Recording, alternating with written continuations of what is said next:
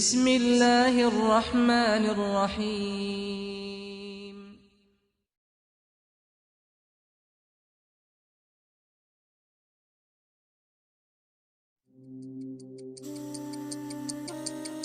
How Islam began in under 10 minutes.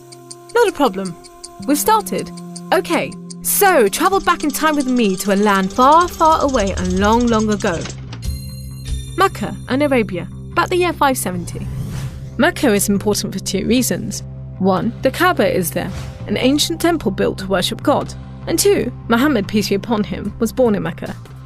Now, problem. I can't show you Muhammad because it wouldn't be right. I'll tell you why in a bit. But in the meantime, here's his name in Arabic. Nice. Back in the day, Mecca was a lawless place. The only way to be safe was to have backup. Lots of rich big brothers who'd beat up anyone who got in your way. So the place was ruled by the most powerful families who could do pretty much what they wanted. And religion didn't help. By this time, the Kaaba had been filled to overflowing with 360 idols that did nothing to help anyone. So it was a tough place to grow up if, like Muhammad, you were a poor orphan and believed in just one God you couldn't see, like the Jews and the Christians. He called him Allah, the God, in Arabic there. Muhammad's dad died before he was even born, and his mum died when he was just 6. So he was brought up by his grandfather, Abdul Muttalib, and then, when he died too, by his uncle, Abu Talib, who had the respect of the city's ruling families, so Muhammad was safe for the time being. Muhammad started out as a shepherd and then became a businessman, travelling about buying and selling stuff for rich clients. When he did some work for a rich widow called Khadija, she was so impressed by his honesty and skill that they ended up getting married. And for a while, it looked like Muhammad was going places. Well, he was, but not how you think.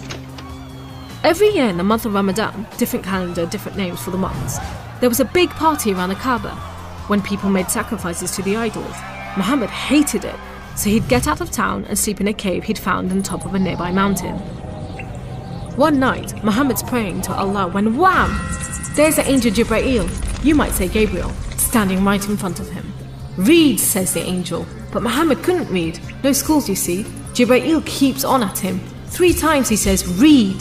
Then he grabs hold of Muhammad and wham! Again, it's like Muhammad's learnt the words off by heart. So he recites the message out loud. Read in the name of your Lord, who created man from a drop of blood. Read, for your Lord is most generous. He who taught by the pen, taught man what he did not know. It was a message from Allah. God was speaking to him just like he'd spoken to the prophets in the Jewish and Christian holy books, which meant he was a prophet too. The messages continued for the rest of Muhammad's life. Allah gave him the words to say and the prophet recited them.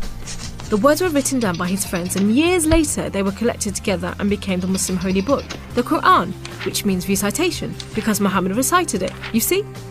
Anyway, that was much later, so back to the night of power.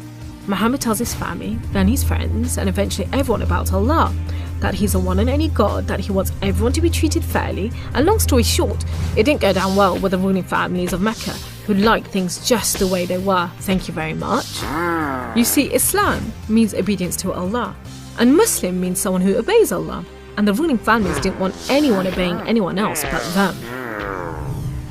So the people who believed in Muhammad's message, the Muslims, were given a hard time. Some were even tortured and killed. A few of them managed to escape to Abyssinia, Ethiopia. But most were stuck in Mecca. Muhammad also had to cope with the death of his wife, and then just a few weeks later, his uncle too. Feeling very down, he went to the Kaaba to pray to Allah one night. Then, the weirdest thing happened. Jibreel turns up, sits him on a winged horse called Al-Buraq and flies him all the way from Mecca to Jerusalem. He prays with all the prophets who have ever lived. Then, he's taken up to the heavens to chat with some of the prophets, and then into paradise itself, where Allah tells Muhammad to pray 5 times a day and to stay strong. He's returned to Jerusalem and then flies back to the Kaaba in Mecca. We call it the night journey, and Muslims still argue whether it was a real experience or a vision, but whatever, it gave Muhammad a much needed boost, and just as well, because there were more tough times ahead. So, there was this other city called Yathrib. The people there heard about Muhammad and his message and invited him and his followers to join them. A few at a time, the Muslims left Mecca and made a dangerous journey across the desert to Yathrib. It's known as a hijra, which means migration, you know, like birds do.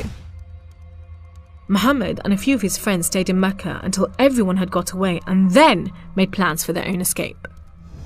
But the ruling families wanted to kill Muhammad while they still could, so 7 sons, one from each family, were sent in the middle of the night to stab the Prophet while he slept. But he was way ahead of them, and when they burst into the house, Muhammad was gone.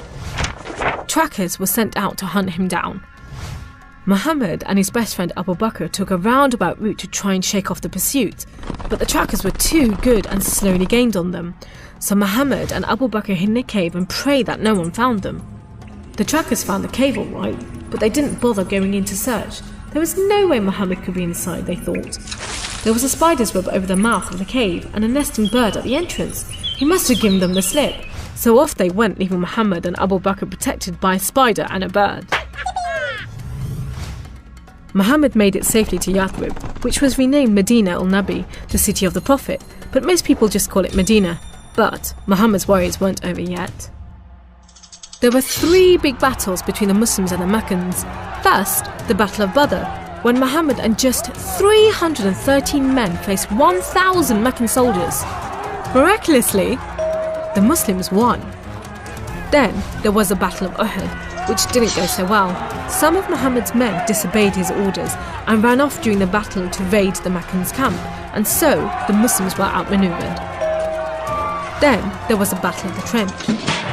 Medina was protected on 3 sides by mountains, so when the Meccan forces advanced in the city, the Muslims just dug a deep trench.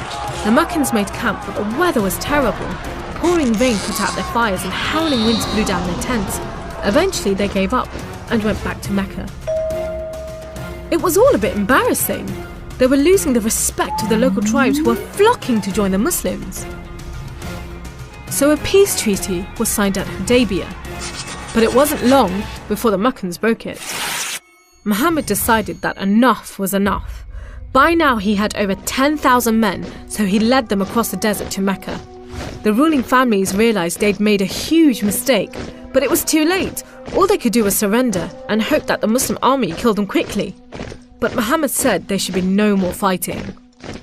He rode into Mecca and went straight to the Kaaba. He circled it 7 times anti-clockwise and smashed all the idols, rededicating the Kaaba to Allah. And that's why I'm not going to show you Muhammad.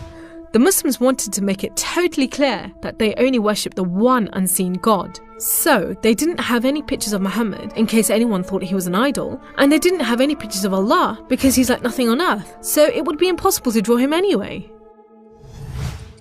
So there you go, how Islam began in under 10 minutes. How did I do?